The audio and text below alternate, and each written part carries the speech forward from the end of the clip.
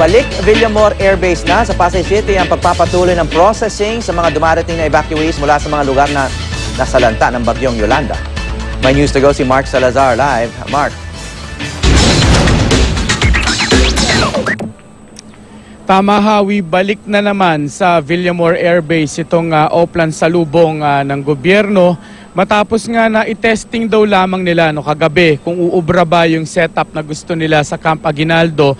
May 400 na mga Yolanda victims ang naibiniyahe pa doon sa Camp Aguinaldo na setup doon ng Oplan salubong, pero sa assessment ng DSWD, impractical daw at sayang sa gasolina, sayang sa effort, sayang sa panahon kung lahat ng bababa naman dito sa Villamor Air Base ay ibabiyahe pa nila sa mga bus papunta sa Camp Aguinaldo para doon iproseso. Kaya yung kanilang testing na ginawa kagabi ay napatunayan nilang dapat lang na dito na rin yung Oplan salubong ng gobyerno at ng mga NGOs at ng mga volunteers para pagdating nila ng mga Yolanda victims, diretso na silang mapoproseso rito, diretso na silang makakatanggap ng ayuda, pagkain, gamot, at dahil nagpapatuloy naman yung medical camp dito at nagpapatuloy yung Oplan Hatid na kahapon ay litong-litot nagre-reklamo, gayon din yung ibang mga NGOs dito at volunteers dahil nga sa kalituhan na nangyari kahapon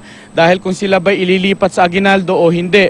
At ngayong araw na ito na nagdesisyon na naman na dito na raw sa Villamor Air Base, ang reklamo naman nila dahil nga sa kalituhan na yan simula kahapon, hindi medyo tumumal yung dating ng mga donasyon at ng mga volunteers pa sana nila, partikular yung sa Oplan na Hatid na nabawasan daw yung pagdating ng mga volunteer drivers, yung mga volunteer na private car owners na nagbibigay ng libreng sakay sa ating mga kababayan mula sa Eastern Visayas.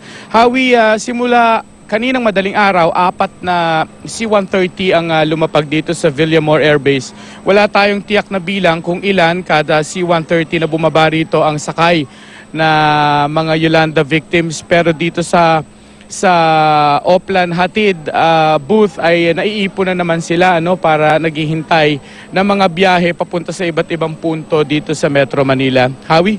So Mark, sinabi mo na tumumal na yung mga pagdating ng mga volunteers, kasi maraming nag-aantay diyan ng mga evacuees na matulungan at may hatid sa kanilang mga kamag-anak at kaibigan dito sa Metro Manila.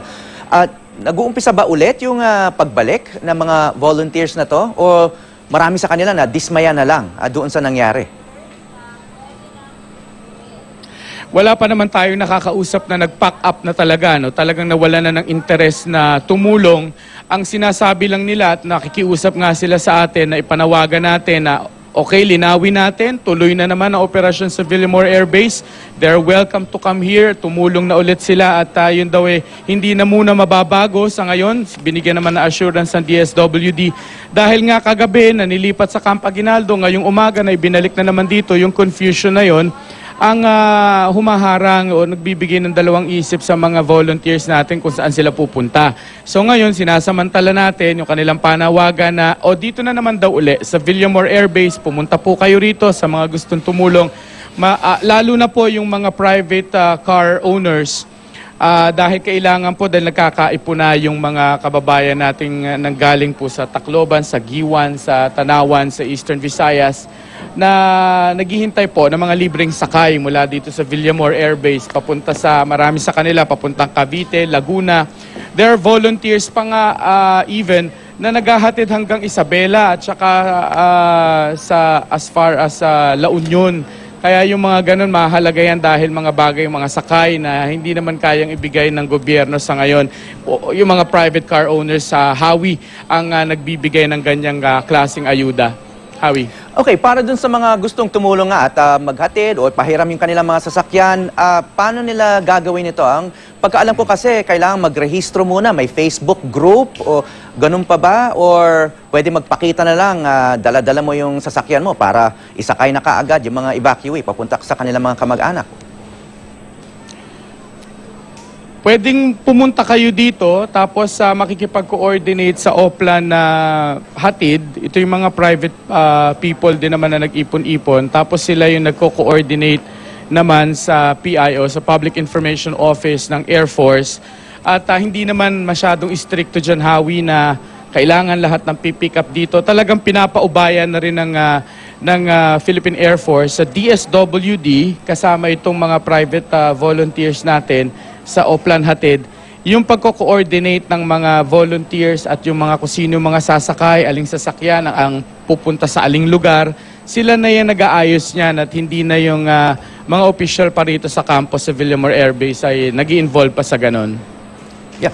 Siguro kailangan i-advise din yung mga driver na magdala ng mga GPS systems dahil yung mga evacuees siguro, marami dyan, ngayon lang nakalapag sa Luzon at hindi rin nila alam yung directions papunta dun sa kanilang mga kamag-anak. Totoo. Minsan mainam din na yung mga kamag-anak nilang taga Metro Manila, halimbawa kasi meron naman mga Tagig lang, may Tondo, pero gaya nga ng sabi mo, bagong salta sa Maynila, hindi naman nila alam kung saan sa Tondo, saan sa Tagig. So kung malapit lang naman, pinapanawagan din nila yung mga kamag-anak, sunduin na lang dito sa Villamor Air Base yung mga kamag-anak nila kung alam naman na nila. Kasi may mga libreng tawag din naman dito na mga volunteers na nagbibigay ng libreng tawag. So pag tinawagan, pwedeng sunduin na lang dito sa Villamor Air Base para hindi na maligaw pa kung saan sa Tondo, saan sa Tagig, saan sa Makati yung kanilang tutuntuning bahay at kamag-anak. Yeah.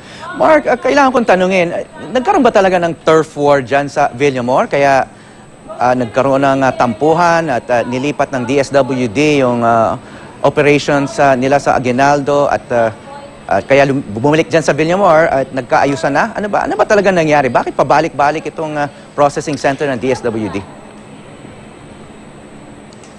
Naririnig namin yan na di umano, nag-away daw yung mga ladies, yung mga asawa ng mga officers ng official ng PAF ng Air Force at ganoon din daw yung mga volunteers dito at DSWD. Pero wala naman kasing magkumpirma pagka kausap ko na, pag pinagtatanong ko naman, wala naman nagsasabi, nagde-deny at ang official statement na binibigay lang nila na dahilan ng paglipat sa Camp Aguinaldo Hawi dahil daw espasyo o dahil daw sa Camp Aguinaldo ay nandun daw yung central government, nandun ang NDRRMC, may command center daw doon ng DSWD. Yun lang ang binibigay nilang dahilan. Wala naman officially na nagsasabing dahil nakipag-away yung misis ng mga general sa DSWD o turf war o merong kesyo meron daw nagtatabuyan, pinaalis. Wala naman nagkukumpirmang ganyan, bagamat yan kwento-kwentuhan dito. Okay, huling tanong na lang. So talagang pack up na sa Aguinaldo at nilipat na lahat dyan sa Villamor. Wala nang natitirang evacuees doon, wala nang processing center doon at wala nang madadatnan kung yung mga volunteers kung doon pumunta. Wala na, Hawi, yung 400 na mga evacuees na dinala doon kagabi, pinrosesa rin daw kagabi at hinatid na sa kanilang mga destinasyon.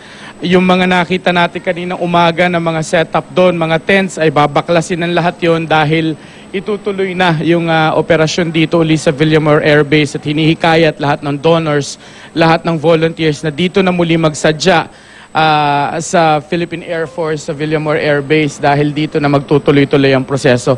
Wala na sa Camp Aguinaldo, Hawi. Okay, maraming salamat, Mark Salazar.